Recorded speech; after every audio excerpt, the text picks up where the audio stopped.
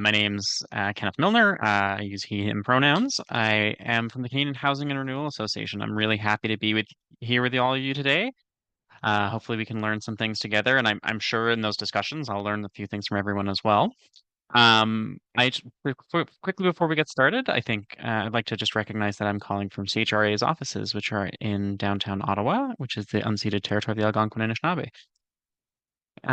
And with that, I will give a quick share of the screen. A couple logistics things for folks. There's going to be lots of discussion throughout. I've tried to signal for myself a few points where we can ask questions, but if folks have questions, I'm happy to answer them sort of as we go.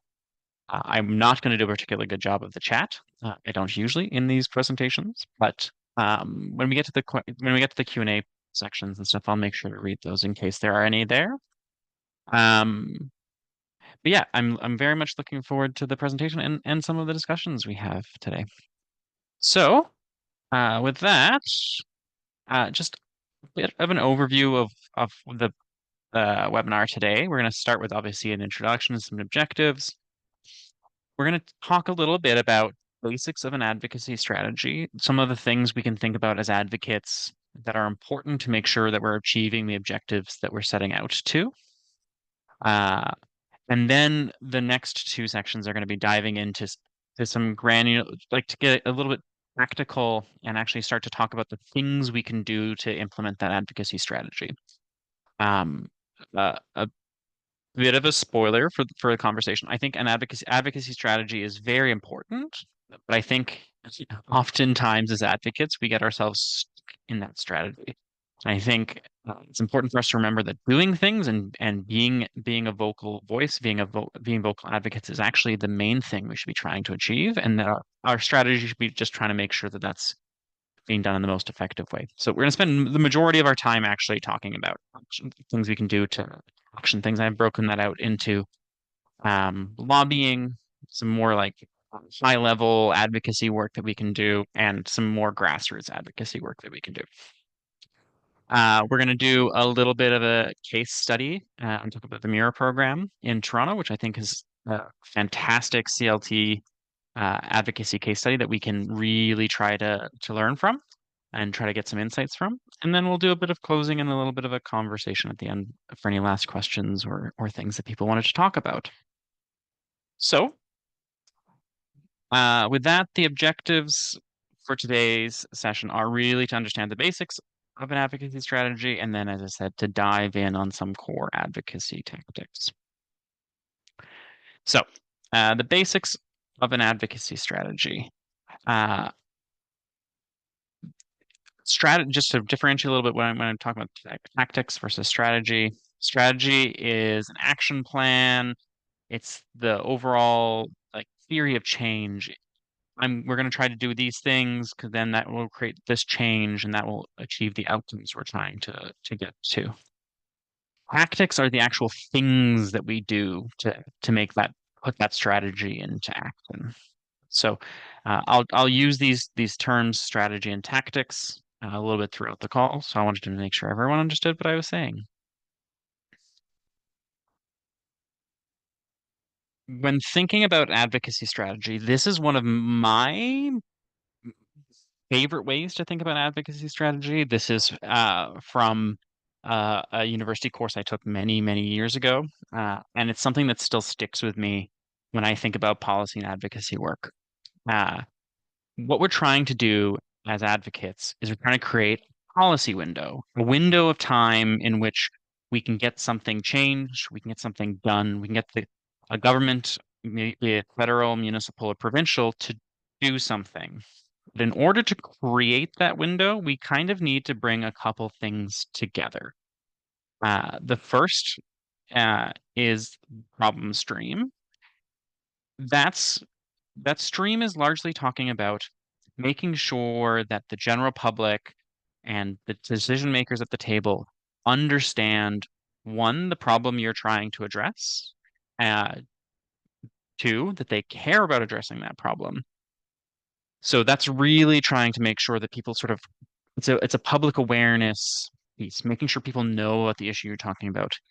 Fortunately, when we're talking about land trusts, I think There's some strong ways we can try identify problems that land trusts and the work that land trusts do can address. Things like housing affordability, I think, are top of mind for many people. And so the problem stream is something that we might actually have an easy time working with.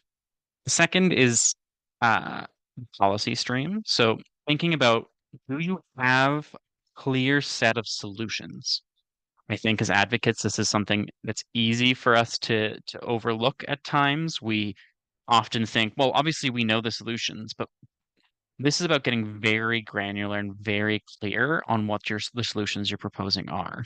Because in order to actually create the change, people need to understand the change that you are trying to create. And the third is the politics stream. So this is, do you have the political buy-in from people with power to create the change? So again, do people understand the problem you're trying to address? Do people understand the solutions you're proposing to address the problem? And do you have the political drive to create that change? I like this because oftentimes when we're thinking about a particular problem, we're thinking about something that we're trying to, problem we're trying to solve, an issue we're advocating on. It's sometimes helpful to think to yourself, which of if we haven't created the change already, which of these three do we need to get? Do we need the public to know about our issue? Do we need politicians to buy into the ideas that we're proposing? Or do we need more clear ideas? And oftentimes it's usually more than one of these, but really trying to focus in on those three as a way to think about how you can create the change you're trying to achieve. The second model I think about a lot when I'm thinking about our advocacy strategy at the Canadian Housing Renewal Association is turning on the taps. So creating change, we I think oftentimes think, oh, there's like a one step in this process that we need to do. There's one thing we need to do, and then the whole problem is solved. But in reality, most problems we're trying to solve are sort of like having a long connected pipe with multiple taps that we need to turn on. In order for the water to flow through all the pipes, we need to make sure all of the taps are open along the way. So often with programs we're working on at CHRA, it's first trying to get on the agenda, trying to get a government to announce something, to take action to care. Uh, that's step one. Then step two can be looking like, okay, now that you care, and this is a thing I think governments stall with a lot of times, to say, yes, this is a problem. We're going to do something about this. Second step is getting the money to deal with that problem. It's often a very heavy lift and trying to get not just the money, but the right amount of money for the program you're trying to fight for. And then finally, thinking about actually implementing the program. Many good ideas. There are many good different policies and programs that get announced that are decent ideas we have decent thinking about. But when it actually starts to get into the implementation of the program, it can get quite stuck. Either the program doesn't get designed well and therefore doesn't work that well. Sometimes we get really bogged down and actually we see no progress. And so the implementation of a program is also a really important part of what should be part of our advocacy work. So again, it's about making sure you have open taps all the way along, making sure that you're creating the change in the long term that way, and making sure that you don't turn on one of these taps and then forget about the others, because then you're not actually going to achieve the change you want.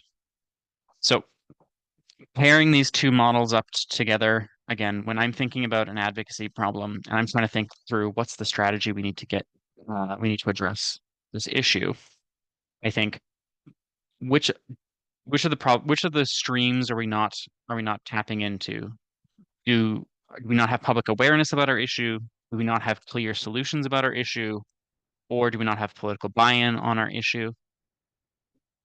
Try to think through which of those I'm missing and which of those we need to be working on. And then from there, uh, what are the steps in the process of creating change that we need to address? What are the taps we need to turn to make sure we can create the change we want? The last thing I'll say on this with advocacy strategies is it's very easy, I think, to also spend way too much time trying to develop the perfect strategy. And often your best bet is to think through those questions, to use these models to grapple with what you're trying to do, come up with a good enough answer that lets you have a clear enough path forward so that you can start doing things. And when you start doing things, you'll realize you actually are facing new barriers. There are new taps you need to turn on. Maybe you don't have the political support you thought you had. And you can then start to iterate and change your strategy as you do those things. So this is going to bring me to the first pause for comments or questions about advocacy strategy. Does anybody have any comments or questions about those two models or thoughts they'd like to share with the group?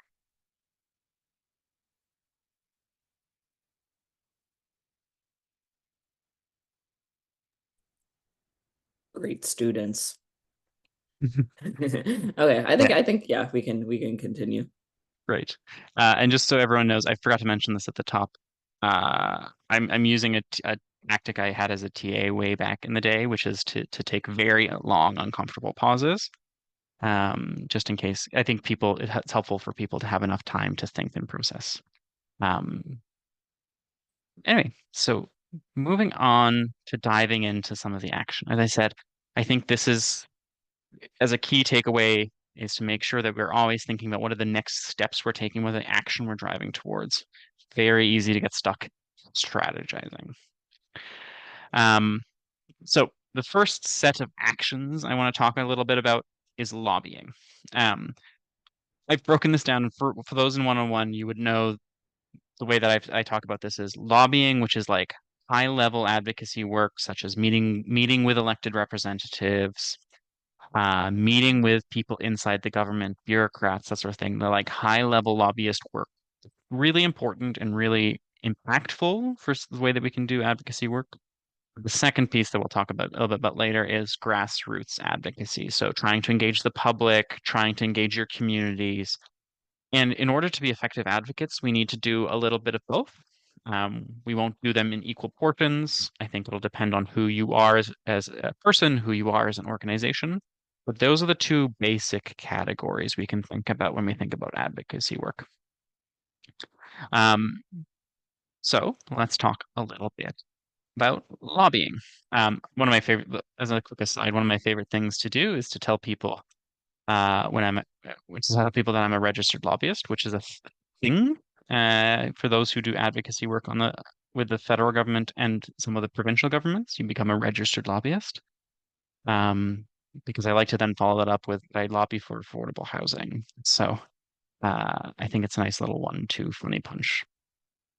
So the when we think about uh, lobbying, the first most important thing we need to think about is who are our targets? Who are the people, who are the decision makers, have some sort of power to create the change that we want. We spend a lot of time in this in the 101.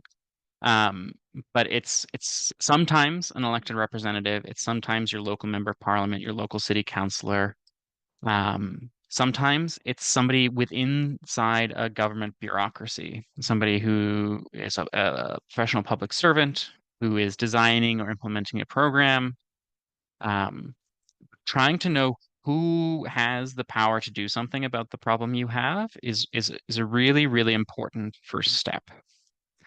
Again, because I don't want people to overemphasize strategy, I put here or guess. It is completely acceptable to guess and to try and to reach out to individual people, to have some conversations and realize that they might not be the exact person you need to talk to, but they might be able to either direct you in the direction of the person who is, or in your conversations you can say, okay, I think it's not this person, it might be this person. So try to figure out your targets and spend a little bit of time trying to make sure you're talking to the right people, rather than just talking to everybody. Um, but if you aren't talking to the right people, you can adapt, you can pivot, you can continue to move on. Don't let strategy bog you down. The two main tactics for engaging in lobbying work are direct meetings. So one-on-one meetings or group meetings with elected officials. And I should also, if included in here, bureaucrats and public servants. And the second is hearing at a public meeting. I've differentiated these. They're both meetings, but they are very different in the way that you should prepare for them, the way that you should um, yeah, prepare for your action and the way that you would engage there. So those are things like committee meetings, town council meetings, public hearings. That's all public lobbying advocacy work. So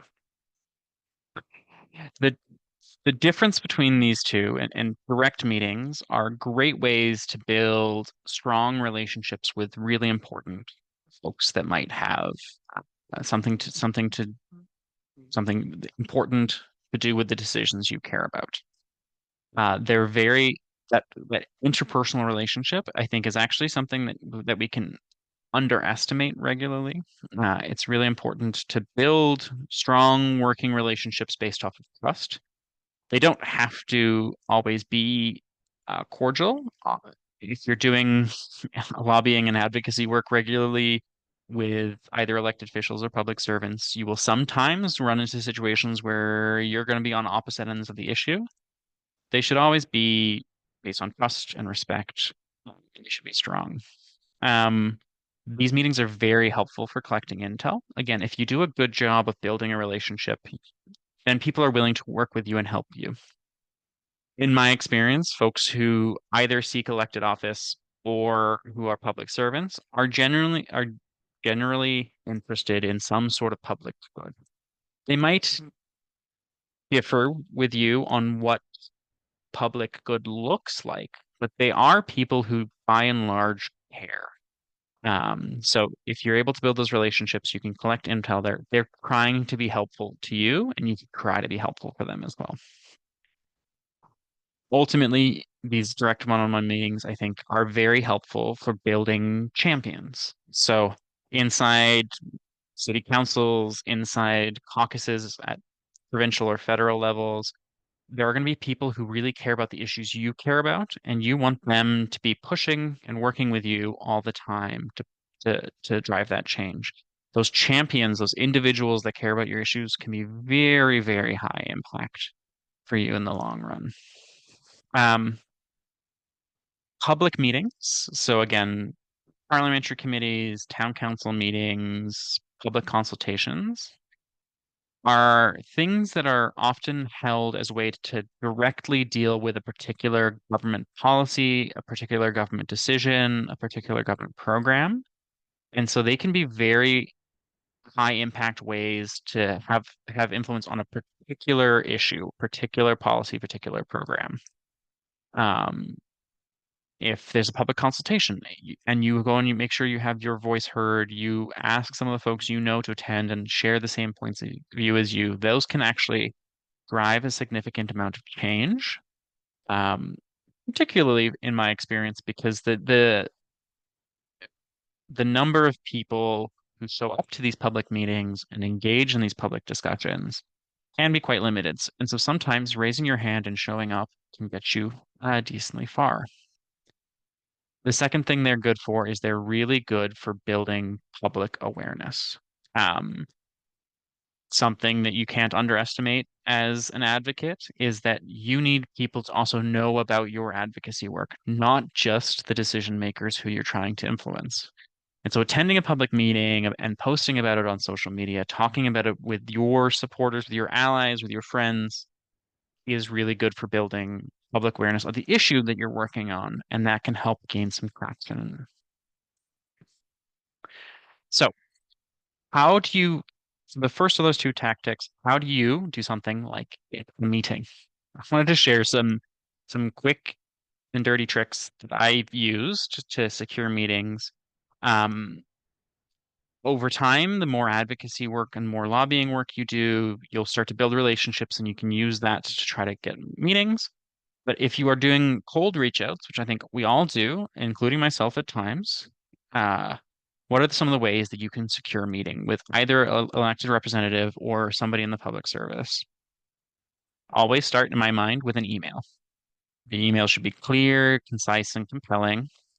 So you should tell them who you are and why they should meet with you. So you want to be very clear. It's a meeting request. You should be very clear about what you're going to talk about. Um, I think oftentimes people think, well, maybe I can try to, tell them I'm going to talk about something else, but then to secure the meeting and then show up and do something different. In my experience, that maybe gets you a meeting. But if you show up and you aren't clear about the things you're talking about, you aren't clear about what you want, it's either going to burn that relationship or you're probably not going to get that meeting. Um, so trying to be very clear, concise, and compelling. And again, the compelling piece, you can try to make a really good case for why that person should be talking to you about that issue.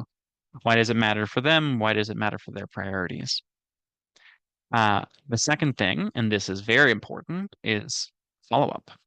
Persistence really, really pays off. I joke with some of my government relations friends that I think part of being a government relations lobbyist person is being annoying. And send a single email, send a second follow-up email, and then just start picking up the phone and start making phone calls. It's a really effective way to get people to respond to you. If you call your local counselor over and over again and you keep getting their answering machine, eventually they're going to say, okay, you know what? I think it's time that we, one way or another, address this meeting request. Um, when you get into a meeting, when you've booked the meeting, which is great, it's a really incredible first step. Here are a couple tips and tricks for how to engage in that discussion that can be really effective. The first is to be clear and concise about what you're asking for. Again, don't try to hide it, don't try to couch it. You can always try to frame the things you're talking about for the person you're talking to, but don't try to conceal it. Don't try to be um, too clever in the conversation. Just be kind of direct, be kind of clear. It's very helpful. Oftentimes, the person you're talking to won't know as much about the issue as you do. And so the clear and upfront you can be, the more likely you're going to gain some traction. Find a way to connect with them. Um, this is, I think, goes for all interpersonal relationships you have. If you're talking to somebody, try to connect with their ideas, their values, their beliefs. If you do a meeting in person, well, and you walk into somebody's office and you see something and you look around and you see something on the walls that you think you can connect with, that's great. I once had a meeting with an MP that started off really well because he was watching the World Cup and he had a bunch of uh, Dutch flags and football stuff around, and I was very clear that this man was a proud Netherlands supporter in the World Cup. Starting the conversation there for 5 minutes or so really made the rest of the conversation flow. It made it really fluid. Um, when you are talking about the thing you've come to address with the person, connect it to a personal story. Um, as people, we like to think we are very rational, we're very thoughtful, we're very deliberate. And as a GR person, I've come to learn that the most persuasive thing you can do is make a personal connection. People connect with emotions, they connect with stories. So kind of make sure that you're factual and you're accurate, and that is very important, but you can't forget to make it personal. Uh, Also make sure you bring something to the table. Again, this is a person you're talking to, you're trying to get them to do something, trying to get them to support something. Try to think of something that you can offer them. Uh, if you're talking to an elected representative, sometimes you bringing in the ask and saying, this is something really important to us in our community. If you like that, that's enough for them because they know that if they do this thing for you, you're going to be willing to show some support. You're going to be willing to engage with them and support them in the long run. Try to help them solve a problem they're dealing with, but try to think from their point of view, what is something you are offering them? Um, And last but not least is respect their time. We're all very busy. We all have lots of time constraints. And when you're talking to somebody, just making sure that if you've agreed to a half-hour meeting, it sticks to half an hour. Um, Very, very important when you're doing those sorts of meetings. Public meetings. So the trick, the most important thing with public meetings is to figure out when the meeting is happening and what they're talking about. A good portion of my day is reading the news, reading on the government of the House of Commons website, the different committee meetings that are happening, trying to understand what all the committees are talking about, trying to understand where the politicians are, if they're doing a press conference, what's the press conference about. Monitoring is a lot of work. It can be quite difficult, um, but it's really important if you want to find out about these public meetings. Um, Governments, I don't think deliberately try to hide public meetings, but I think are not necessarily always the best at reaching the public. And so if you're trying to do something like attend a municipal hearing, city council is going to try and reach the public, but most people tune out city council. And so it's hard for them to do that. So make sure whichever government agency you're looking at, and so like for municipal councils, visit their websites. Uh, if they have social media pages where they post upcoming meetings and events, follow those pages. Check in on them occasionally. Do it deliberately and do it uh, and do it consistently. So I schedule a few hours in my day. Again, I do this for work, so I have to do a fair bit more than other folks. But if there's something you care about, just schedule some time once a week, like 15 minutes once a week to check and make sure there's no public meetings happening. But also find friends, find allies, help keep each other in the loop. This is something I regularly do. If I see something come up and I know somebody I used to work with cares about this issue, or somebody that I currently work with cares about this issue, I'll just text them and say, "Hey, I saw this thing. I don't know if you care, but here it is." That's a really good way to make sure you don't miss these notices. And as land trusts, you have strong community networks. There can be a lot of you folks in a local community trying to do the same thing, and lean on that and make sure you keep each other informed. So if you hear about a public meeting, be it a council meeting, be it a local committee or something, what do you do to get ready? The first thing you have to make sure you really, really prepare. Think about what is the main thing you want to say in this meeting. That should be one sentence, maybe a long sentence, but what is the one thing, the one really clear point you're trying to make? Then collect as much evidence as you can to support that main message. Make sure you then know the agenda of the public meeting. When is it taking place? Where is it taking place? How long are they giving each of their each of the people who are coming to speak? Know the timing. And then once you have your main message, your evidence, you know what you're supposed to be doing, practice. Very silly thing that I do very regularly is if I will just say the things that I need to say out loud. I do it. I do this for public hearings, public committees. I do this for conversations that I'm going to have with colleagues or meetings. Just say the thing out loud once or twice to yourself, and you'll be able to understand how it's sounding and what you need to work on. So, bringing those things together again, I'm going to be a little bit repetitive here, maybe not a little bit, quite repetitive here. And talk a little bit about being iterative and cycling through your lobbying work to make sure that you're always adapting to conditions. So when you think about lobbying work, I think about the cycle that is here. First, I identify my objectives. What am I trying to accomplish?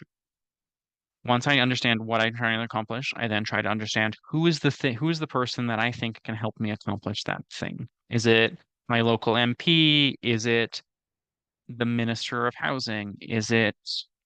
Um, is it somebody in the bureaucracy? Try to think of your targets. Then choose the tactics you're going to use. Are you going to ask for a pub? Are you going to ask for a meeting? Are you going to attend a public event to talk to and engage those targets? Prepare for that for whatever you're going to do, either the meeting or the public engagement. Do the thing, reflect on what you did, and then go back to your objectives. Was that the This is where you think, was that the right person to talk to? Did I did I clearly state my message? Do I need to follow up? What did I learn from that exchange? And then go back and just do it again and do it again and do it again. Similarly with getting meetings, oftentimes lobbying is about persistence, and being an advocate is about persistence. So really, really try to make sure you go back, always take time to think about what you've done and think about what your next steps will be, but just try to move through those steps quickly and be persistent and be resilient. So, this is where I'll pause again for questions. I think I saw something come up in the oh, Nat just pointing out that those are great dating tips. But does anybody Yes, have Kenneth, I questions? was saying that it turns out the good etiquette for when you're having the meetings also applies to dating. Respect the time, show interest, balance the listening and the talking. Yeah, yeah, that is very true. That is a very, very true statement. Maybe it's just interpersonal relationships, you know. Anika. Hi, Kenneth. I have a quick question. I wanted to know Mhm. if your tips would vary based off of like political affiliations, let's say, or do you feel like these are kind of just foundational strategies to approach like any human being? I'm just wondering if you feel like in your experience being a lobbyist, if political affiliations do actually cloud somebody's ability to make, or to have a conversation with you or yeah, meet you where you're at. Yeah. The short answer is these are tips that I think apply to everybody. The longer answer is not all equally, and yet you do have to be adaptive. Part of what you need to do when you think about who you're talking to and knowing your targets is like, who is this person? What do they care about? And how will they perceive me? Do I think they know much about the issues I'm talking about? Do I think they care? Um, if you know they do care and they're going to be supportive, that's a great person to start with. If you know that they're actually going to be like resistant or hesitant, and I say no, you should know that if they're going to be resistant or hesitant, then maybe try to think of, is there somebody else I can go to first? Um, Yeah, that the makes sense. Yeah. And the one thing I'll say, just because I also think this is worth thinking about, um, in the time that I've done lobbying work, I have come to realize, and I've done most of my lobbying work on the federal level. I've done some provincially and some federally, sorry, provincially and some municipally, mostly federally. So most members of parliament, again, they're there because they care. They might not think about the issues the same way you do, but they do care. Um, and then I think there are good and bad allies in every political party that has seats in the House of Commons. Um, and try not to, on the political affiliation piece, try not to come to too many presumptions about what somebody might think.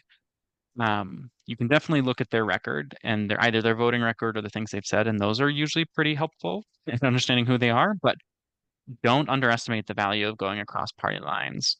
You'll be very surprised how helpful some people can be from some political parties, and you'll be surprised how unhelpful some people can be from other political parties. Mm. So don't yeah, always test it. And that's why I say you should know. And again, sometimes people wear their beliefs on their sleeve and they'll say things publicly. And if you see somebody out saying, I absolutely think community land trusts are terrible ideas, maybe that's not a person you go and engage with and meet with, because they're you know for a fact they have stated something that is objectively against what you're trying to advocate for, and that will be a barrier. Right. Thank you. No problem. Sorry, that was a very long answer. Rose. Hi, I'm going to ask this. I don't, it may not be related to what you just spoke about, but I may need to jump off. So I wanted to ask this. Mhm. Um, as an advocacy organization, you do certain things to be effective, and that's great. Because I'm in a CLT, I'm on a board. I'm in the process now of applying for funding where some of the eligibility criteria is you cannot be an advocacy organization. Well, that's not what we are primarily. And I know there's numbers about, well, you can spend so much of your time, but it also makes me wary of certain things that people might want to put on blog posts, that sort of thing. What you do, what you say to an official in a private meeting is one thing, what you do in public is another, vis-a-vis these funding requirements. I wonder if you can offer any guidance on that. Yeah. Uh, I'll give you very, very generic, very high level stuff because I don't want this to be third party legal advice. Um, but a couple things. Uh, First, with most rules around advocacy work, you're usually fine talk about a specific issue. If you're worried about the sensitivities, very important to stay away from partisanship and don't go out and endorse any political candidate. Don't go out and endorse a political party. Don't go out and say these are these are these are great and terrible things. Um, but talking about issues is almost always okay. Um, Almost always. There's important caveats there. Uh, Doing things like being a booster of land trusts in your local community is just you speaking up about an issue you care about, speaking about a solution you care about, and that's not necessarily political advocacy work, and you're usually probably fine doing that. It would be a very weird world if you weren't allowed to say that you think communal land trusts are great and that they're great for X, Y, and Z reason. It will get trickier if you start to comment on the actions of politicians or the actions of political parties, and that can get trickier. Speaking about the issues, speaking about things you care about is almost always fine. There's definitely different rules between charities and nonprofits, so important to know which one of those you are registered as. But if you stick to issues, you are usually fine. Um, and stay away from partisanship, which is also, I think, a decent thing to do as an advocate. I think partisan politics is important. I think there are many people who do really important work in partisan politics, but if you're an advocate, you should try to work with as many political parties and agencies as you can. And so being as nonpartisan as you can is usually a good strategy. Is that And helpful, Rose? it is, but what about policies? There's certain policies that really just one political party is behind, and you're also Mhm. behind that policy, and you're not being partisan, so to Mhm. speak, but it is, you know. Yeah. And that definitely gets into a gray area. Um, because sometimes if you are out advocating for a specific policy that one party is also associated with, then you get into political advocacy, political activity, and that can get tricky. And you should think long and hard about those. I'm gonna. I have other thoughts on that, but I'm gonna stop speaking because then it becomes third party making advice. Yeah, but yeah, you're right. Thank So you. if there's strong associations, you should be careful about that. Oh, and sorry, the last point, because you said something about when people post things about blogs and things like that. An important differentiation to think through when you do your advocacy work is somebody speaking as an individual or is somebody speaking as an organization? And if you're a member of a land trust, when you're saying something publicly, does not mean you're necessarily saying that for the land trust. So it's different if you say I'm Rose and I'm representing my community land trust, and here are my thoughts. You are then represent. But if you go and you do things, you can do that as an independent person, an independent citizen. It is a little trickier for the people that are in leadership positions. So Nat will have a hard time trying to make a political argument that is not seen by people as being associated with the Canadian network of community land trusts because of Nat's position inside the organization. So there's a differentiation there, and that's the other thing to think about when you're use your social media as you want. Just don't say I'm representing and Mhm. Thank you. Very helpful. Yeah, I was hoping to ask a somewhat related question to Mhm. blogs and articles. So you talked a lot about the lobbying aspect and securing the meetings and having those personal Mhm. connections and going to public meetings as well.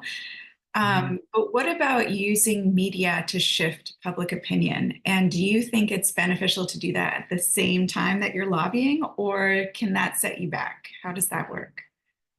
Um, yeah, and we'll get a little bit into this when we talk about grassroots advocacy stuff. I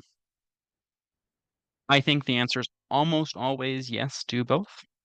Again, it depends on what the exact problem you're trying to deal with. There's many things that like, there are a few things that we work on at CHRA, for example, and that are very granular, nitty-gritty policy things that we're working with that aren't necessarily good for media, for social media, but they're important issues. And we're getting traction with the Housing Infrastructure and Communities Canada. And so we'll do those meetings, we'll have those conversations with them about those particular issues and keep that advocacy moving. And we don't need to write an op-ed about it. We don't need to engage media about it. Um, Oftentimes your advocacy work is better when you do have social media engagement, when you do have media engagement, and you try to, again, if you think of those problem streams, trying to make sure that people understand the problem is usually a really big part of it. So um, generally, yes, it's generally good to do that, and and do that media, traditional media and social media engagement at the same time as you do your lobbying work. But I think that's actually a decent segue a little bit into the next section. So, um, actually, sorry, I forgot about this activity in the middle here. Um, I'd like to just do a quick pause here and do a little activity with the group. So I think that this is something that'll be very helpful for people to think about when they do advocacy work. And that's for everybody to think about how, if you had to do a 60-second pitch for CLTs with somebody, a generic pitch about what CLTs are and the value that they bring to their communities, um, what would you say? So I might just stop sharing my screen quickly here, and then just ask everyone to take a few minutes and to think about what their pitch for CLTs would be. And then I'd love to hear them and we can chat about them a little bit. I'm going to stop talking so you can all focus a little bit. And we'll come back maybe 3 minutes from now and we'll do this.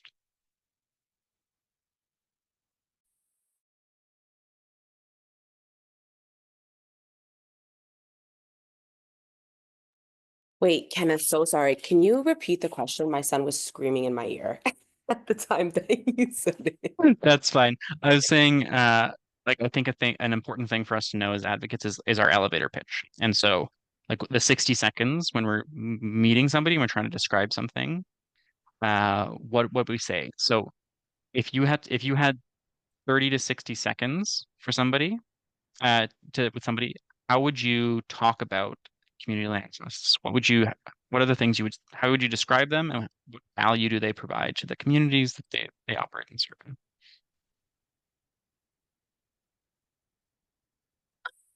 That's such a great question because I feel like this is something I'm personally thinking about a lot. And sometimes I feel like it needs to be like this super research. Like I need to do all this research to figure out how every single MPP or, like any elected official is like thinking and what they're doing. So I'm just trying to think about what I would say in like an elevator pitch. I think I would say that community land trusts are about giving people options, about giving communities an opportunity to be community developers in their neighborhoods, to be able to fix some of the real issues some of our municipalities, our province, and our country really are having. That can be affordable housing, but I know for somebody like for our land trust, it's also about maintaining a super vibrant commercial district. Like these are such important aspects of a community that are falling behind. And, our elected officials can't do everything. And so that's why we're really hoping as a community land trust and as a network that we can start filling those gaps with some of the work that we're doing. think that's a great pitch. I think, and there's like pieces to it. I think you're right to highlight that like sometimes you gotta think again, think about who you're talking to and what they care about and the issues that will resonate with them. Um, but also for an elevator pitch specifically, I actually think we can often overthink that. So I Mhm. think what you gave is a great generic high level overview. Part of what I think an elevator pitch is helpful for is also seeing how the person responds. Because that's how when you start a meeting and you just start a discussion, you say, I'm here representing this community land trust. Here's the work we do, here's why it's important. And then leaving it with them as an intro, because Mhm. then they can, as they respond, you can go, okay, this is the thing that works here. I really like that piece about commercial districts. I really like that piece about government can't do everything. And then you can build that into the way that you have your discussion. Mhm. And I used to work for an MPP, so I know how they like to be talked to, you know? Mhm. It's always very valuable. Yeah, it's always, they're always, you're just already doing so much. Mhm. You let me help out. That's great So yeah. advice. And I also think that like the developer piece, like I think like that we're community developers. Like I think there's a lot of Hmm. support for like more housing, more this, more that. Well, we're gonna do that as well. But like from a Yeah, community perspective, you know? yeah, yeah, yeah. Community I developers, think I that like it. also really, yeah, I'm writing that down, Anika. That's going in the messaging because I think it really aligns like government, like I think like they want to hear like they like development and like growth, and it can be hard to frame the CLT in those words if you're focused solely on like, I guess like if you're using like language only of like stewardship or like holding the land, it's like holding it and then what? And I'm not saying that you ought to develop land or whatever, but I'm saying that I think that could be an attractive narrative, and something we don't always talk about in Flex. So cool. Politicians of all stripes like to do new things. And like, yeah. Does anybody else have a pitch for community land trust they'd like to share with the group? Personally, I'm desperate to hear this, people, because it's what we do all day. I kind of feel like pitching CLTs, talking about CLTs, so I would actually love to hear how some of our members do it.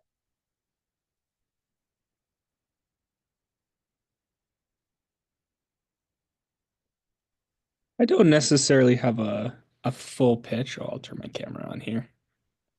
But one section that you mentioned about like politicians not being able to do everything, one area where I like to expand on that is I see CLTs as a way to sort of bridge the gap left by government as well as the gap left by the private market, and highlighting that I think can be quite valuable as well. That's great. That's great. So yeah, like a third party assistance or something.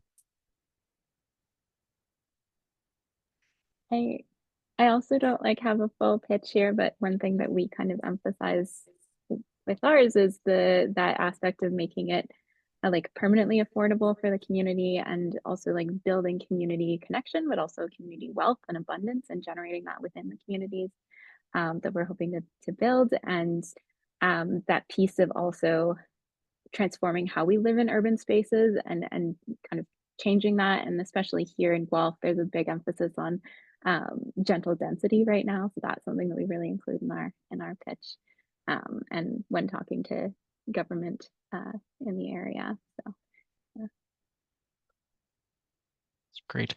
My instant reaction too is I think that also resonates with it will resonate with most elected representatives because no matter what level you look at, municipal, provincial, or federal, they're all representing communities.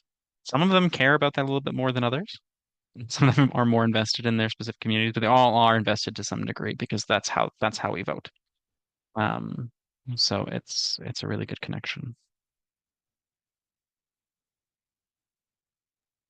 I know I already spoke. I don't know is it okay if I speak again? Is that okay? Okay. Absolutely. I was gonna say something I'm trying to develop right now is like a really short one-letter policy brief. So like if I'm gonna be in and around elected officials, I'm gonna have something on hand that shows this is what we do and this is the ask or this is the need. business cards as well, just something to leave folks with, that they can just kind of take to their desk, do a quick scan, and like really understand what it is that you're asking for. I think that really goes a long way, because then it's also like a door to a follow-up easily. Mm-hmm. And then also targeting people's like constituency assistants, because the politician is not going to remember anything. Their short-term memory is so, yeah, they just don't have the attention span for all of that. And so I would say also, just if you see whoever's like taking their pictures, or like it's like in their pocket, that's actually the real person to talk to, because that's going to be the person that actually follows up with you to book the meetings. You know what I mean? Mm-hmm. Yeah, we talked about this a little bit in the 101, is that your political staff are the gatekeepers to like information and knowledge and stuff. They're very, very valuable people to know. Great. Okay, I might go back to sharing my slides and get the show back on the road.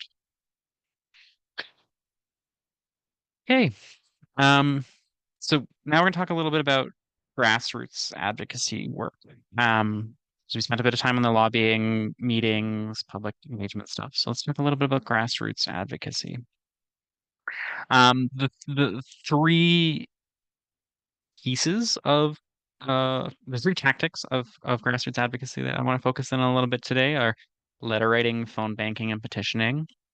There's lots of different types of ways you can engage your communities. And sorry, I should start with the grassroots advocacy. This is advocacy work that connects with your local communities, that's generally a bit more public facing. You're not doing those high level meetings one-on-one. You're doing something with a community. You're doing something with a larger engagement. You're trying to mobilize people and get them engaged. And that mobilizing piece is a really, really big part of it. Because I myself can go and attend a meeting, and that's helpful, but mobilizing a community is really, really effective. So these are three tactics I'm going to talk about. They are by no means comprehensive of grassroots advocacy. I just think that there are three good go-tos for folks who are interested in doing some grassroots advocacy work, and they're good places to start. First, though, talking about mobilization, I want to introduce lightly a topic that I think is very helpful when we do grassroots advocacy work, and that's this this very high-level version of ladder of engagement. So grassroots advocacy is all about not you just trying to do something, but you trying to bring a lot of people together to do something.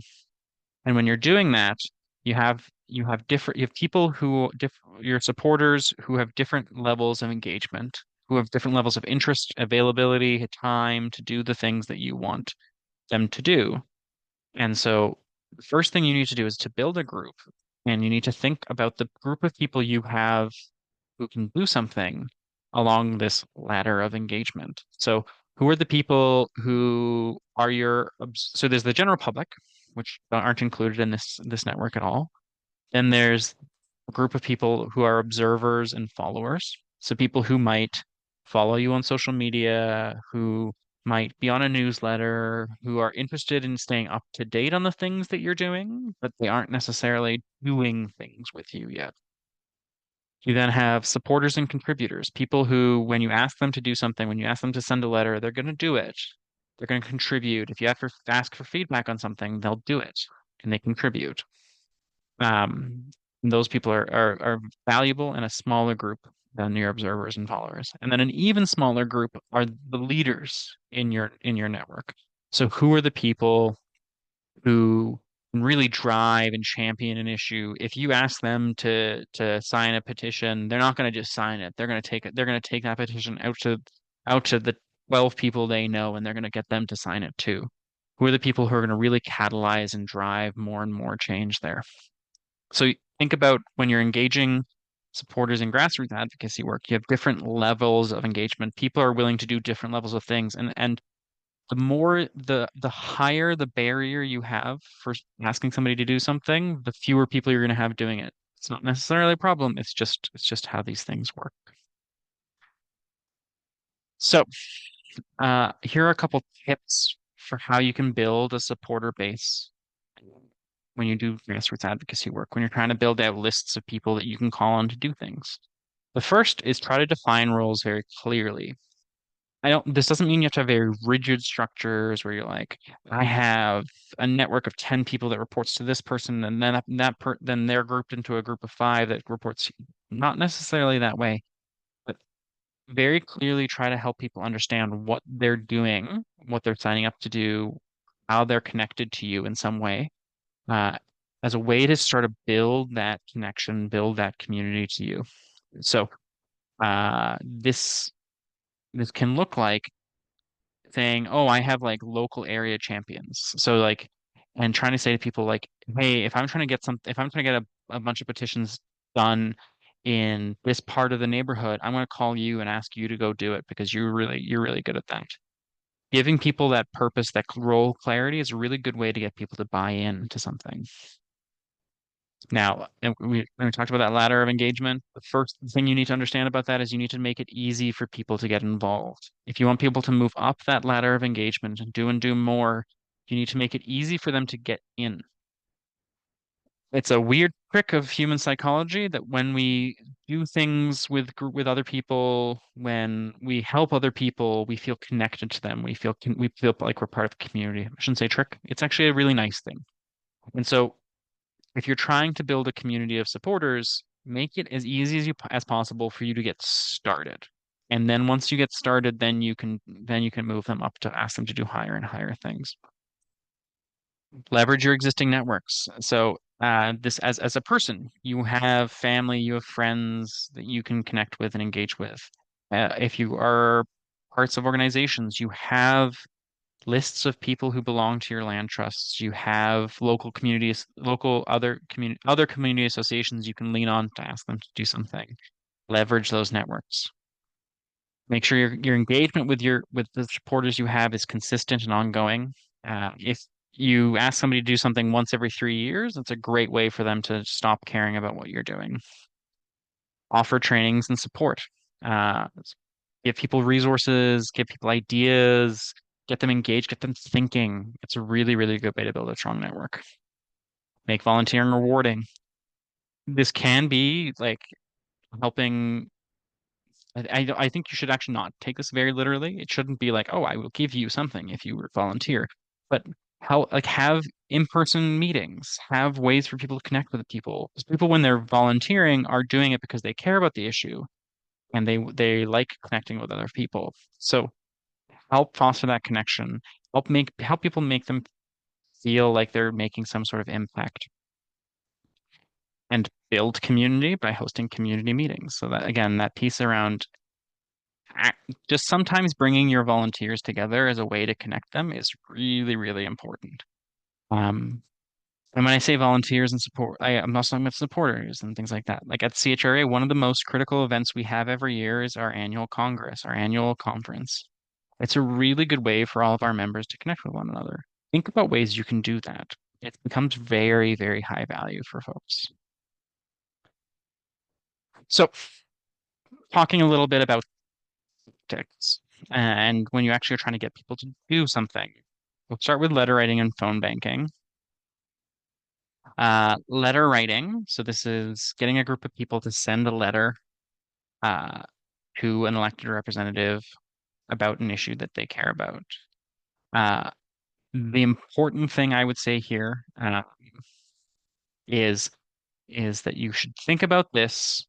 And this is I think the way advocacy works in our current day and current climate is think about quality over quantity. There are software tools that are very helpful at pre-drafting letters, and I'm sure we've all done them, where you can fill in your name, your email, and your postal code, and it will send a letter off. It's valuable. It's valuable in a certain way. But on the other end of that is a person who's reading these, and if they're getting the same letters and the same emails over and over and over again, they've realized what's happening and they're screening them. When you want to do a letter writing campaign, encourage people to write their own letters, write their own emails. Again, as we talked about with the ladder of engagement, when you do something like that, you're gonna have fewer people doing it. But because we have technology that makes it so easy to do those template emails and letters, it's actually quite uh, It doesn't have the same impact, doesn't have the same punch as you used to. So encourage people to write their own letters, to personalize the things that they're sending. You can provide them a draft and just encourage them to like so that they have somewhere to start, but then encourage them to make a personal connection, to tell a personal story. Try to provide them with a main ask, a main thing you're asking them to put for, and then fact-based arguments, and then let them write something. Something that I've seen done before, and I did actually in 2021 in the last federal elections. We actually did a physical letter writing campaign, and that was partially to get past this fact that there are lots of these template letters and stuff. If you physically write a letter, as Anika was talking about, when it hits a staffer's mailbox, they're going to see this and they go, "That's weird. That's different," and it might actually connect them. The last tip on letter writing campaigns is telling the elected representative you're engaging with that you are a constituent. I live in your ward. I live in your riding is a very, very important thing for people who are trying to win elections.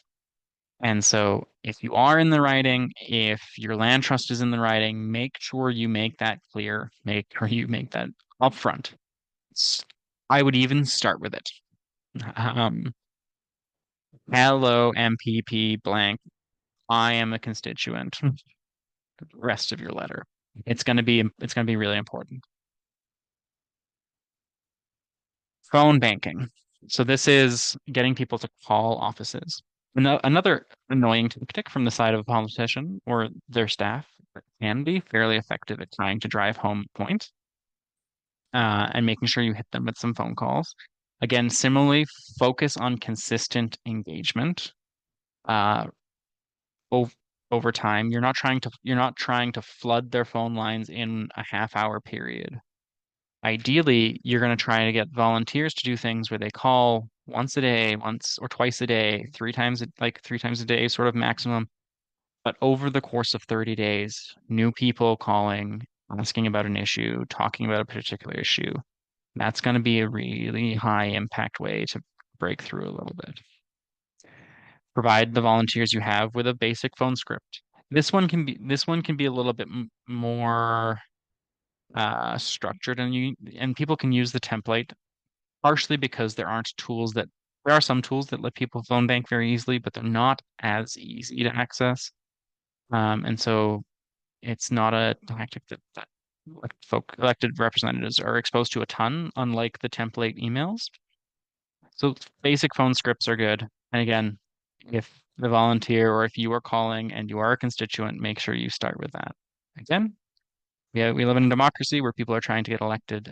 If you tell them you're a constituent, you're immediately going to have their interest. The third tactic I want to talk about here is petitions. We talked about this a little bit in 101, but I want to dive into it a little bit more. Petitions are a very good way to grow your supporter base for a couple of reasons. One, they let you do engagements in the community by attending events and participating in your local community and talking to people face to face before they sign something. So you can get people interested, get people engaged, and then hook them in by getting them to do something and add them to your supporter base. There are two basic types of petitions. There are official petitions and unofficial petitions. Official petitions, and again, I think because there's software out there, and we've all done it, where we've gone to a change.org petition and we've seen something and we've signed something and our name's been added to a list of 400,000 other people. Those can be high impact if you can get 400,000, 500,000, 600,000 people. Very, very hard to do. And the way that our social media works today, the way that you get there, frankly, between us, is you pay for those signatures. You pay for the ads. You pay for people to see ads to sign the petition. Then they see the ad, they sign the petition. Unless any of you are sitting on a $500,000 or a couple $100,000 to run a campaign like that, which, by the way, if you are, congratulations, very good for you. Best thing to do in my mind is try to figure out an official petition. So With most levels of government, there are official petitions, either with your legislative bodies in your provinces or the House of Commons on the federal level, or city councils will have them sometimes as well, where you can get official petitions, which are harder to fill out. They require more information from the people who are signing them to verify that those people are constituents, that they are eligible voters, those sorts of things. Because they're harder to fill out, less people do them, and they can be quite high impact. And so if you can't get 600,000 people on an unofficial petition, your best bet is actually to get 100 people on an official one in a single writing, and that will probably get the attention of a local elected politician. Again, petitions are great ways for you to get out into the public. So find public events that you can canvass. Are there farmers markets that you can attend and talk to people? Are there um, community events that you can work with to try to get an issue raised? Important when you are doing that, I think, to try to reach out to the organizers of those events and make sure they're comfortable with you being there. Um, we've all met the companies that they like pay for people to petition and stuff and stand on the same blocks in the same streets. And so try to not be like them. Try to be personal. Try to engage people. Maybe set up a trade booth at a public event and have people come to you and talk to them and engage them. Really, really high impact way to build supporters at the same time that you're trying to do some advocacy work. Names and postal codes. Again, you're trying to prove that you have constituents. So names and postal codes. Postal codes are key. Uh, are great. Make sure you have lots of supplies for the people doing the petitions. Extra sheets of paper for people to put their information down.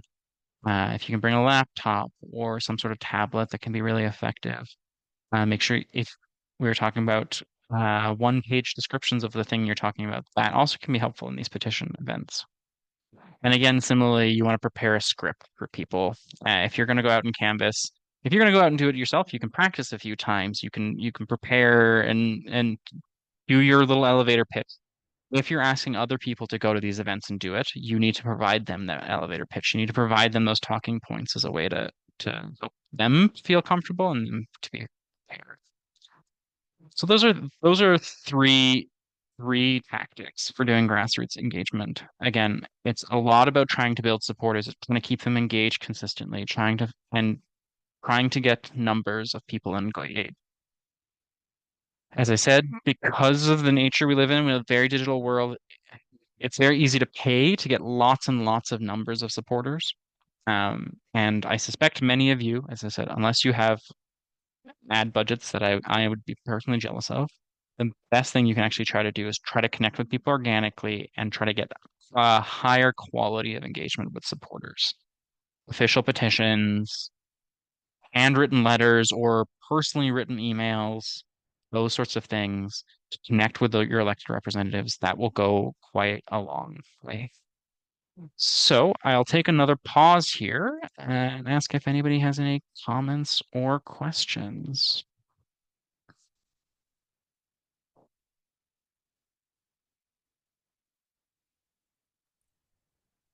I'm kind of interested with this group here on if anybody has on how connected maybe you folks are to like elected government in your area and like how that's been going. And I don't know. Yeah, because I imagine some folks have been trying to do that. Or maybe some folks like haven't really made maybe it feels intimidating. I don't know. Yeah, I'm wondering where folks are at, or if there's general questions or comments on the presentation, do that too. Yeah, Sandy. I am deeply intimidated. So I think Melinda is now here and Jaden, and both of them seem to like they stay up to date. They have good relationships with, like Melinda will just call people up and invite them to her factory. I feel very intimidated by this. I feel like there's a set of rules for who you talk to and how. So that's I'm just I'm willing, but boy, I don't feel equipped. And therapy. Yeah. Oh, Actually, so sorry, Kenneth, you go. Well, I just want to say something. I completely understand. I think it's totally fair to feel intimidated. Um, if you start talking to more and more elected people, you'll realize that they are very much people. And I mean that in the way the generic heartfelt, they're just people, just talk to them, connect with them. But also, some of them are brilliant, smart people, as I'm sure as I'm sure you've experienced in the world, and some of them are not so much. And so once you start to experience that, it starts to break down that barrier. I think elected politicians are usually a pretty good reflection of the general public. And so some of them are great and intimidating people, and some of them it will crack that intimidation once you start to talk to them. Yeah, I was gonna say that too. Like, I feel like the way that we built relationships with like some of our city councilors, how I'm hoping to build some relationship with MPPs is not to immediately talk to them about community land trust the first time you meet them. Just like get to know them, like whatever events they're holding, just be in and around, have them see your face, maybe go out to a second event and just, be a butterfly on the wall, maybe introduce yourself, and then they'll be reoccurringly seeing your face. Okay, cool. And then maybe the fifth meeting, you're like, hey, I actually do some really cool work in the neighborhood. Would I be able to have a chance to talk with you in your office? At that point, whether or not like you've like had direct conversations with them, you've built a rapport. And also you've built rapport with their staff at the same time. And so it will kind of get you in the door and maybe might make it feel less intimidating because you've been around them enough to know what they're interested in, what they are pushing for in government, what they find to be important. I feel like me, I'm just like a people person. So I feel like that's how I have like really great relationships with some of our elected officials, that I'm just like myself. And I also just I don't push the mandate as much. I really don't. I really just come to hang out and get to know people. And then later on, then I will 100 I do have a mandate and I will be pushing it. But first, I just really want to get to know people. I just want to know your vibe. Um yeah. I just wanted to say that. 'Cause I feel like that's how we connected. Like we have great relationships with our counselors in the city that have then connected us to city staff, which has been really great. Um, really trying to target the province. So that's like my new obsession. I have to be real. But yeah, I'll leave it there. That's great tips. And because again, it's important to remember talking to people, and so people generally like talking to people. Not all of us like talking to people, but generally we like talking to people if we approach them in unintimidating ways. It's a great way to start. And our elected officials at the bare minimum have to be talking to us. Okay, hold on. Hmm. Yeah, Sarah. Yeah, I would say that I personally also feel very intimidated speaking to like government members, elected officials. But we're very lucky that our CLT's co-founder, she's very much like also a social butterfly and she just loves making connections, talking to people. So she went to like a city council meeting and spoke at that, and then afterwards invited the mayor over for tea. So we just came to their place and chatted, and that was great. And so I think like knowing too like the skills of the people that you work with and how they can kind of fit into different roles in that way is helpful and important too, for sure. Because I would not be able to just go and kind of chat easily. It would take a lot more for me to do that. So that's been great. And then yeah, just also being at those city council meetings and doing that speaking, I think it has been allowed us to like make a lot of different connections. And when people hear something that really resonates with them, sometimes they'll reach out to us and form kind of connections that way. So Yeah, playing to the strengths of your group is really, really effective. Knowing who the bubbly, fun people, um, who you can go to with particular answers, and I think also playing to your own strengths. As a lobbyist, I think I'm a pretty intense person. I think I don't tend I don't a lot of lobbyists are good at the bubbly small talk, the breaking down barriers. I tend to actually come on I know this about myself. I tend to like getting very granular and getting into like really sticky, interesting topics right away. I know that's where I tend to go. I know I need to not do that all the time. I need to manage my own expectation. I need to like make sure I start start with higher level conversations with folks, but knowing that if I find somebody if I can find an interesting idea that I can connect with somebody with, I know I can be intense. And so we can go down that rabbit hole that they care about. So like it's about knowing yourself a little bit too, and how you have conversations, and play to your strengths and play to the strengths of the folks you work with.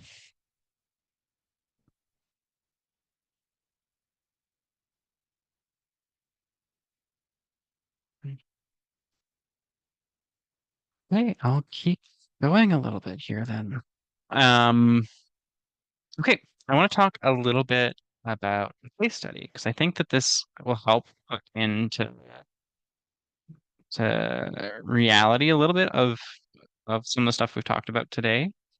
And talk about the Mira program in Toronto, how that sort of came about. There's a great report from the Neighborhood Land Trust that you can read about it that I think is great. Speaks a little bit about how the program came to be and its inception. And I think this is a helpful way to think about our advocacy work. Small disclaimer, I'm sure there are some of you on this call that will know more about this program than me. If I say something incorrectly, if I've misinterpreted something, please feel free to correct me. I won't be precious about being wrong. So, uh, we're gonna pause on this picture. I don't actually have many slides, but this is a great picture, I think, for advocacy work. So the beginning of our story sort of begins in 2018 with the Neighborhood Land Trust, working to try to procure some buildings to actually try to procure some rooming houses as a way to like secure affordability and protect the community in Toronto. But they tried sort of about a dozen times with various different ways to try to make that happen. But without any government money, it was becoming particularly difficult, and there's a couple failed attempts to make that work. Trying to think through what the problem is and how you can try to address it. Community Land Trust did pull together a couple of case studies, both in 2018 and 2020, to talk about some of the ways that their work can impact and protect the affordability and protect some of the important buildings in their community and some of these rooming houses. Using those reports, generating that policy stream solution set of ideas, they were able to sort of connect with a local councillor, Perks, to try to actually buy into what they were talking about as a community, trying to actually like engage with those solutions and try to buy in. That's again thinking about the politics stream, trying to get politicians on side. What we talked a little bit about trying to like actually hone relationships with people that become champions for you. And through their support from Councillor Perks, they were able to get a pilot project established where they were able to buy a rooming house. Continue on the journey a little bit. They were able to work with inside the bureaucracy with some of the folks at the Affordable Housing Office in Toronto. Again, trying to think through the different actors, those different taps in the system you need to turn on to make sure that that works. And through the pilot project, we're able to generate some success that they then turned into media engagement, trying to create a bit of a spotlight on it, trying to get published stories, op-eds, letters to the editor, trying to talk about the impact that this pilot project can have. And trying to think through that problem stream, trying to make sure people understand the issue you're grappling with, the issue you're dealing with, why the solution you have is addressing the problem in your community. And through that proof of concept, through the pilot program, through generating the media attention, through generating content, we're able to sort of push through the creation of the Mira program in Toronto, which is the multi-unit residential acquisition program. So taking it from the streams model, trying to think through how do you bring these different pieces together to work towards creating that policy window to create a new government program in the city of Toronto, right? how do you make sure you come up with solutions? You generate reports where you try to get case studies done to talk about how acquisitions of rooming houses can secure affordability in your local communities. Um, how do you build political will? How do you try to find local champions on council and legislatures who can help push forward your ideas? Those folks who are connected to the political world who can help you understand how to get other councillors on board, and who can actually bring forward motions and champion your issues. Um, and then finally, as I said, critical to this whole process is not underestimating the importance of public awareness. When you get something like a pilot program and there is some early success, making sure you consistently follow up, generate social media support, generate media support, reach out to reporters, cold email reporters, cold email editorial boards, try to talk about the things you're talking about. This can be actually even before you get a pilot program. This can be, hey, we have this really big problem. I don't know if you know about it. It's a lack of affordable housing in Toronto. We have some ideas of how we can help that. When you can also, and like anything you can use to talk in the media about that can be really effective. So again, pilot programs and success for pilot programs, that's a great media story. But also case studies and reports, that's also a great way to engage media and bring that problem stream in, bring the mainstream in, and think through that success. And again, once you have that mainstream public attention, once you have the ideas clearly articulated, and once you have political buy-in, you can actually usually create a window for yourself that you can use. You can create a policy window to launch a new government program. The Mirror program is a great example that, frankly, we at CHRA working on the federal level have used as an example for something as well. It helps for us identify a policy stream, a policy solution in a local community, or in a not Toronto's not a local community, it's a large community. But it's local. I'm rambling, but it helps us create that example of a policy stream that we can then use and connect with politicians. We can try to use it in our own advocacy work, and that can have a snowball roll-on effect. So I think this is a really good example of something that of a really effective form of advocacy. And I'm sure the folks that were involved in the launch of the Mira program will tell you it was not nearly as fluid as I just described it. It wasn't this happened, then this happened, then this happened, or it didn't feel like that at the time. By just doing things, trying to identify what the next steps are, what are the things you're missing, and trying to just put one foot in front of the other, you can actually create substantial, meaningful change in your communities. You can create those connections, you can get that ball rolling. So, just wanted to leave that there and ask if folks have any thoughts on that case study. If anybody has final thoughts or comments, I will actually stop sharing my screen now because I think I'd like to see everyone's faces a little bit more clearly.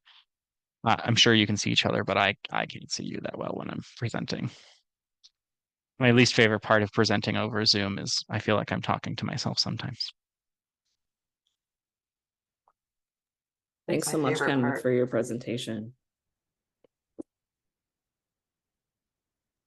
I was going to say that as well, Kenneth. I think this was such a great presentation. I feel like I'm an advocacy nerd, but I learned a lot today. So this was super dope. I would really also love to get the slides after, if that's possible. Mhm. I know that there was the recording also, so that will probably get disseminated. But yeah, I would also love the slides because I think that even just like that last one you provided about the breakdown, Mhm. absolutely, 100%. Yeah. I'll make sure that I send that over to Nat, and then Nat can make sure you all get it. Or somebody at CNCLT will make sure you get it. Yeah, and then Nat's sharing a little feedback form there.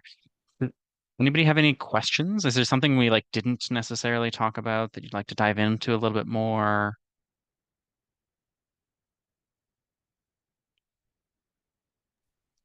Actually, I do have, because I know that we chat a little bit, of course, about like the elected officials.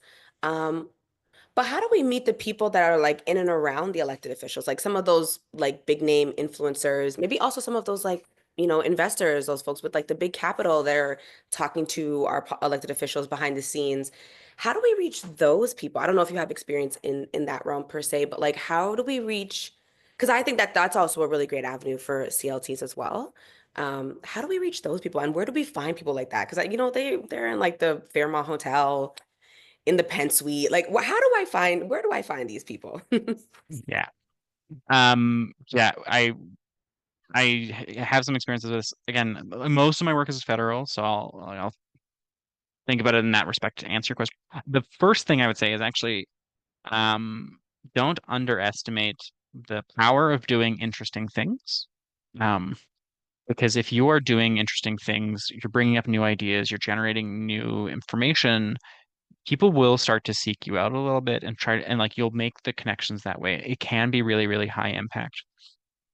If you are trying to connect with a broader range of the people that influence decision makers and have a lot of power and connections, um, you can do that deliberately, like you would handle your high level advocacy work of, I know this person was really important on these particular issues. We had for CHRA, we had a policy proposal we're currently trying to develop, trying to think through um, what importing a particular government policy program from the United States could look like in Canada, because we've heard some politicians are interested in this particular program. So we're trying to get ahead of it and trying to think through how do we flesh out our own ideas.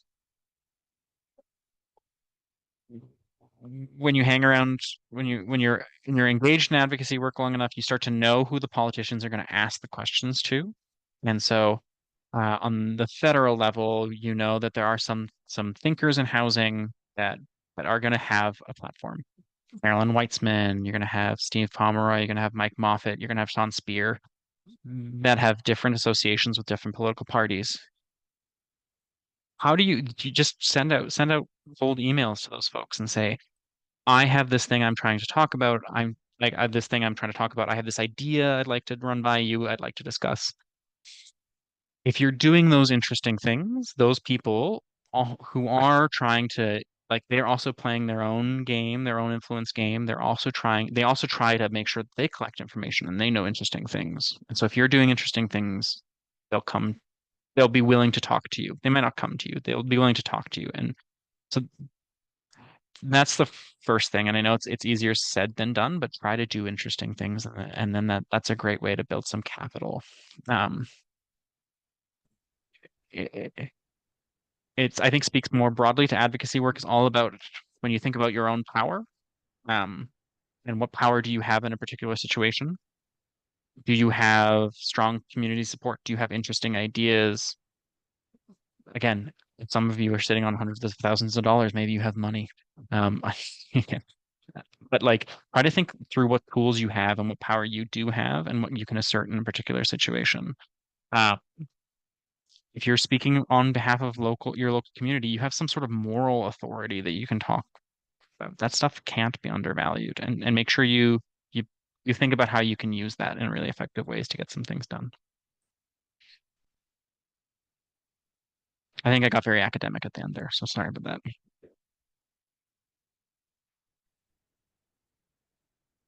I have just a couple other thoughts on that question in terms of what we've done, and we have Jaden here, so I'll call out the chambers of commerces and the small business groups in small towns anyway, or even big cities. They're often looking for, like, as Kath was saying, interesting speakers or people to who are doing interesting things, and anybody in housing right now is pretty exciting and shiny to these groups. Not that to put you on the spot, Jane, but also if you can build a relationship with your someone who is involved in one of those groups, they can facilitate introductions. I found in the past, like, oh, who would be really excited about this, person who's really influential. So or you can just say, hey, I want to meet this person. I've heard, like, I can see that on Instagram or whatever social media that they're in my community and they're talking about this. Find someone to introduce you to them. Rotary clubs, things like that in our communities are places where those types of people tend to be members of those clubs, and they do look for speakers. And if you do have a relationship with one of your politicians or counselors, just directly asking them, like, who is influencing council right now on the housing issues, who would be excited to know what we're doing in the community, and get them to invite you both out to tea or something. So being bold, because I think everybody here is like we're all the people that, if you think of yourself as you're the people that these people need to hear from, and even if they don't realize it, or you're their solution, you're the answer to the problems that they're experiencing. You're the one who's going to solve the problems that they have, and some of them will be different phases on their journey of understanding that. Love that phrase at the end. Couple thoughts that I wanted to reiterate that Melinda said there is, coalitions, think about either like-minded people or people who are thinking about like-minded things. That's a great way to start to build influence and connect you, and they can connect you to other people. So Chambers of Commerce, Rotary, start there, go and roll from there. Think about the groups that are really engaged in your areas. And that last piece of, again, elected officials are trying to do things, and they're trying to solve problems. If you can give them solutions, that is also a form of power you have in that discussion.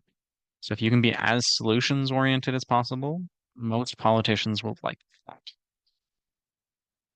And depending what solutions you propose and how they feel about those solutions, but they'll generally be receptive.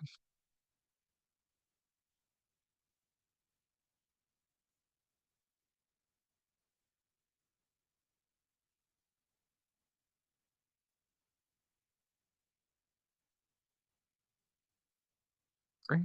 I'm not sure if we have any more questions, but I wanted to say thank you all for attending today. It's really good. I think I did, as I said, learn a lot of things from you folks too, and the work that you guys do. So I really, really appreciate that. So thank you for that. Yeah, thanks, guys. So I and thank you, Kenneth. So I dropped the feedback form in the chat, so you can check that out.